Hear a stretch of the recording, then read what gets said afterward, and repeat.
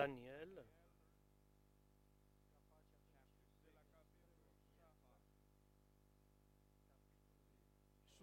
le livre de Daniel, nous allons lire chapitre 6 et verset 25.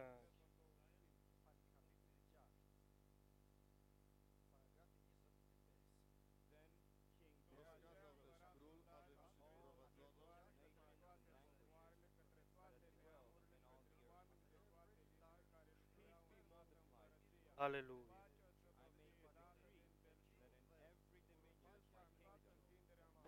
Ensuite, le roi Darius adressa les messages suivants aux gens de tout peuple, de toute nation et de toute langue, habitants de la terre entière.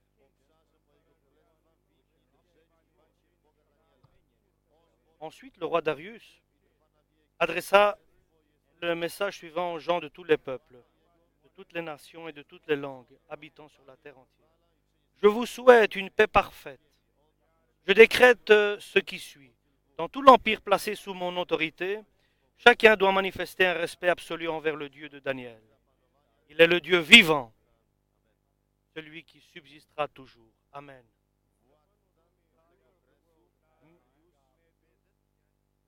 Ici, le roi Darius, le Mède, c'est celui qui a battu le royaume des Chaldéens et de Nabuchodonosor. Une personne que Dieu, suivant la parole prophétique, a soulevé le roi Darius et lui a donné une puissance. Et nous savons que si Dieu ne donne pas cette puissance, personne ne peut l'acquérir. Ce qui vient d'en haut est donné aux hommes de la part de Dieu. Et ici, le roi Darius a reçu de la part de Dieu une puissance et un pouvoir. Et c'était celui qui gouvernait les peuples. Il avait l'autorité sur tous les peuples. Il avait 62 ans. Et soudainement, dans son empire, il a donné un ordre, un message. Il a donné un message à tout l'empire que tous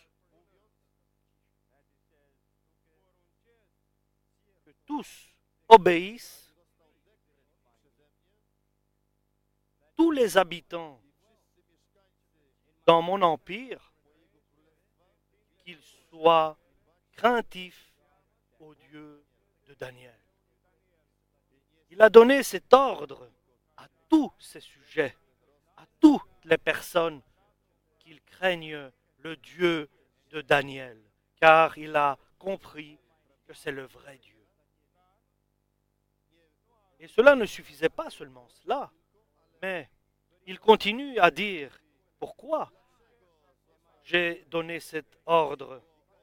Parce que lui est le seul vrai Dieu vivant, car il existe pour les siècles des siècles. Et son royaume ne s'arrête jamais. Et son pouvoir sera éternel. Alléluia. Et il continue. Lui, c'est le seul Dieu, le vrai, qui est vivant et vrai, qui exerce, qui agit dans le ciel et sur la terre. Car c'est lui qui a libéré Daniel des griffes des lions.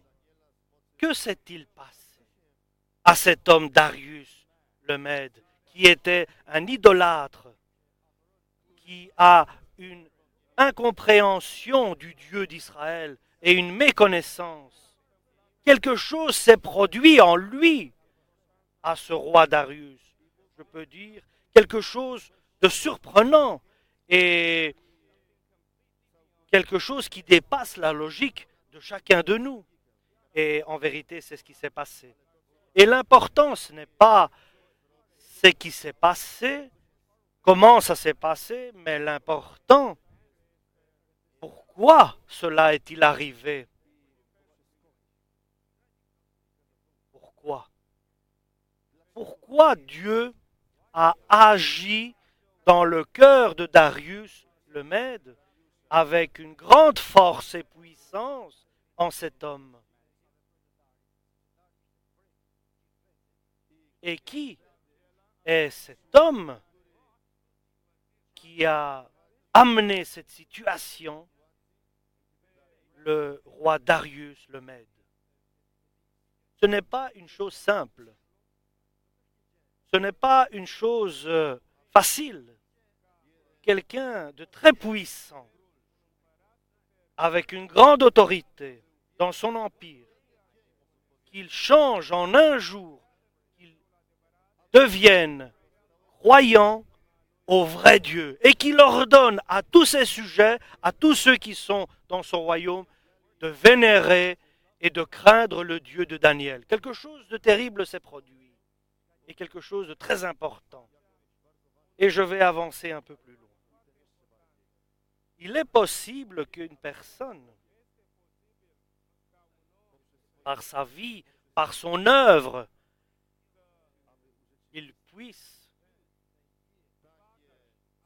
accomplir des changements tellement incroyables vis-à-vis, comme on voit ici, à ce roi. Est-il possible une personne, il ait un résultat grandiose,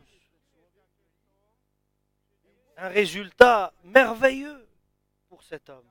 Et Dieu a agi et a fait un grand miracle, un grand prodige. Et c'est quelque chose de terrible. Alléluia. De changer le cœur de ce roi Darius et qui avait le pouvoir dans son empire, il a changé le cœur de cet homme.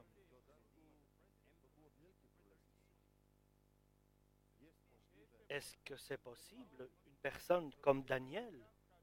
Est-ce que c'est possible?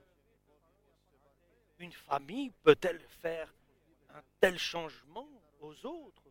Une petite église peut-elle faire de grands changements? Pour Dieu, je n'ai aucun doute, il est tout puissant, il peut tout accomplir. Alléluia. Mais Dieu est glorifié par des êtres de choix qui sont choisis par Dieu, des êtres humains choisis par Dieu et qui ont des caractéristiques par lesquelles non seulement Dieu est content et joyeux de cela et cela lui est agréable. Et un homme peut pousser Dieu, peut provoquer Dieu à faire de grands prodiges, de grands miracles. Voyons, regardons cet homme qui a à peu près 75 ans, donc 75 ans. C'est ce que nous lisons ici. Depuis petit, il est à Babylone. Et la première caractéristique est qu'il ne voulait pas se mélanger avec les autres dans leur nourriture et partager la nourriture des autres. Et il préférait manger des lentilles et d'autres aliments. Et Dieu lui avait donné de très bons dons. Nous parlons ici de Daniel, le prophète. Et Dieu a établi Daniel, le prophète, quelqu'un de très intelligent et qui puisse avoir de la compréhension supérieure à ses contemporains et qu'il puisse trouver toujours grâce devant Dieu et les hommes. Donc un homme rempli de grâce, comme Daniel le prophète. Et par la grâce de Dieu, il est ce qu'il est. Parce que Dieu voyait en lui, donc en Daniel, la volonté de faire le bien et de rester propre et pur et saint dans toute son intégrité, en suivant la volonté de Dieu, car il savait que Dieu était la vérité et est la vérité, et en suivant la justice de Dieu. Et à 75 ans, Darius est devenu le roi des Mèdes et des Perses, et il a connu cet homme, et le roi Darius a rencontré Daniel le prophète, l'a connu, ils se sont rencontrés, ils se sont parlé, Darius a reconnu ses capacités intellectuelles, et dans ce grand empire, Darius a établi 120 ministres, et parmi eux, il y avait Daniel le prophète. Et il était dans une très grande hiérarchie. Daniel a été nommé dans une grande hiérarchie. Et il a trouvé grâce devant les hommes et devant Dieu.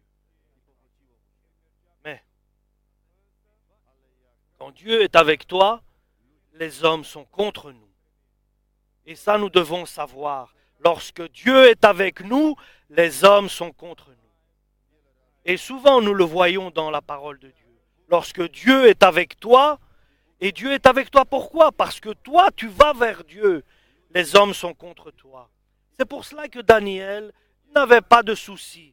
Il savait qu'après 75 ans, il connaissait la vérité. Il avait de l'expérience.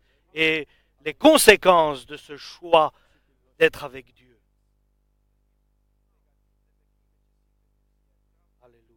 Et soudainement, le mal, je peux dire, est arrivé, selon par jalousie. C'est terrible que quelqu'un ait la halle de la jalousie pour quelqu'un que Dieu bénit, parce que Dieu désire. Celui que Dieu bénit, nous devons être contents que Dieu le bénit pour pouvoir être bon devant Dieu et agréable. Et là, nous sommes justes devant Dieu. Mais il y a une jalousie naturelle. Il y a 2 autres ministres qui ont essayé de le piéger parce qu'il était dans la vérité, Daniel le prophète. Et comme conséquence, quel est le seul moyen de le faire tomber, donc Daniel, c'est de jouer sur sa foi. Et ils ont vu que Daniel priait 3 fois par jour. En regardant vers Jérusalem, il priait à son Dieu. Et nous allons insister au roi et nous allons l'influencer et lui demander de faire un ordre qui interdit de prier à aucun autre Dieu. Et bien sûr, ils ont réussi à convaincre le roi de faire un décret interdisant pendant 1 mois que tous glorifient Darius, le roi, et personne d'autre. Alors maintenant, ici, Daniel est devant une difficile décision à prendre. C'est une épreuve pour lui, ce qui arrive. Et il lui est donné maintenant, parce que Dieu pouvait changer ce dessein et ce projet de ces gens mal intentionnés. Dieu, ici, nous voyons, il va utiliser cela pour glorifier encore Daniel et sa propre personne.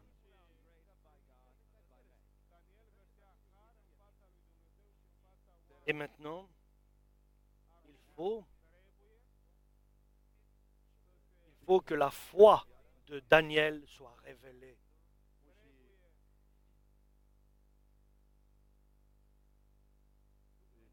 Il faut qu'avec chaque manière, il faut que les conséquences soient vécues.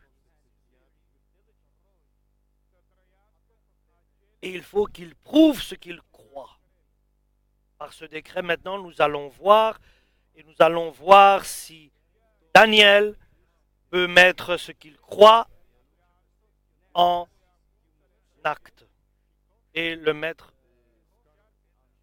Et nous savons que la conséquence est la mort pour celui qui n'obéira pas à la volonté du roi Darius. Et Daniel ici,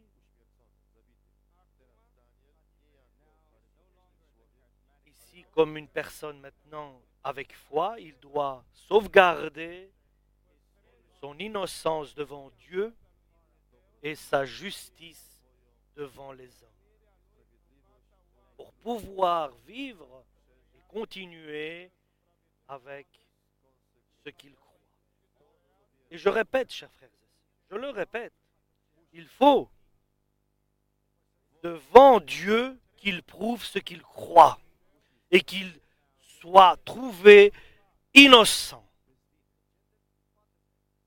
Et vous savez, Dieu a parlé de Daniel. 3 seront ceux par leurs œuvres peuvent être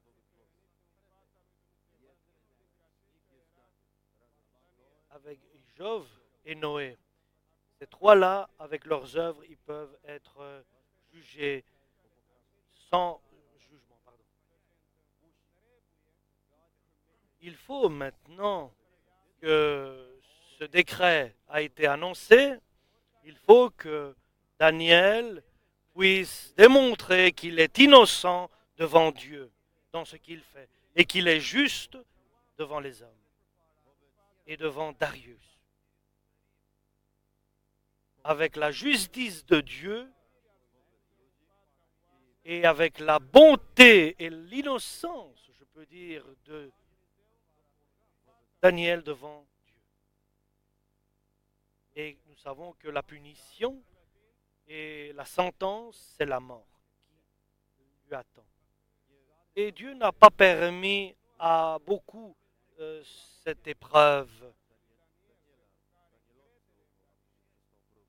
Et lorsque Darius comprend qu'il y a ce piège tendu par les deux autres, qui étaient jaloux de Daniel, mais il ne peut rien faire, le roi Darius, parce qu'il a donné cet ordre et il ne peut pas le reprendre.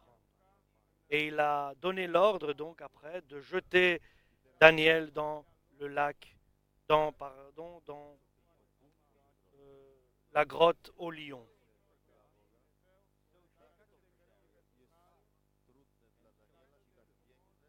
Et pour Daniel maintenant, c'est quelque chose de difficile.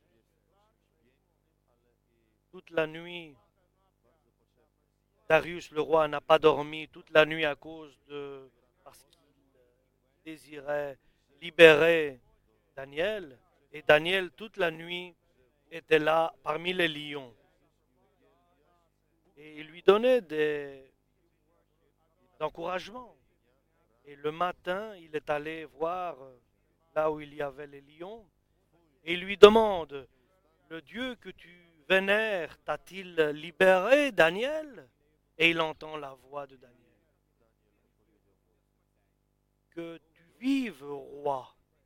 Le Dieu que je vénère m'a libéré de ces lions, car il a envoyé son ange, et son ange a fermé la gueule des lions.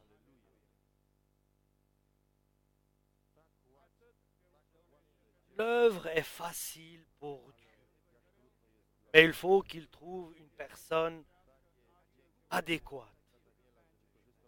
Et pour nous, nous devons imiter Daniel, car nous voyons les conséquences de notre confiance en Dieu, de la confiance qu'il avait en Dieu.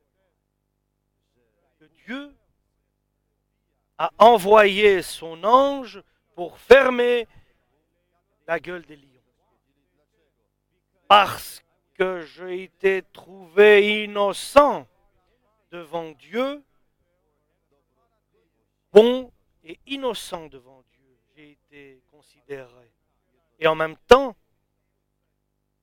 fautif, je n'ai pas été devant toi, roi Darius. Voilà l'homme que Dieu cherche, Daniel le prophète. L'homme innocent, l'homme juste devant Dieu, l'homme sincère, alléluia, et juste devant les hommes aussi, et fidèle dans ses relations avec Dieu. Une personne pareille peut changer le cours de l'histoire. Une personne pareille peut provoquer Dieu pour changer le cours de l'histoire. Il peut apporter des situations et changer des situations pour que le nom de Dieu soit béni. Parce que Dieu a choisi une personne qui est digne de confiance. Donc ce n'est pas les dons qui ont fait cette œuvre. Ce n'est pas la sagesse et l'intelligence. Ce n'est pas la prédication. Ce n'est pas les prophéties qui ont changé cette situation. Ce n'est aucun don ou service que Dieu utilise pour cette grande gloire. Mais au contraire, c'est le caractère de chaque personne. Il garde d'abord sa foi. Alléluia. Il garde sa bonté et son intégrité devant Dieu, dans n'importe quelle situation, et de garder sa justice devant tous les hommes. Alléluia. Et sous n'importe quelle condition, une personne très rare, que Dieu utilise, je peux dire, dans son service. Mais pas par des dons. Et nous savons que ces dons sont donnés par Dieu, sans faire de distinction de personnes et de discrimination. Mais il met à son service Daniel le prophète pour que son propre nom soit glorifié par les actes de Daniel. Et pas par des capacités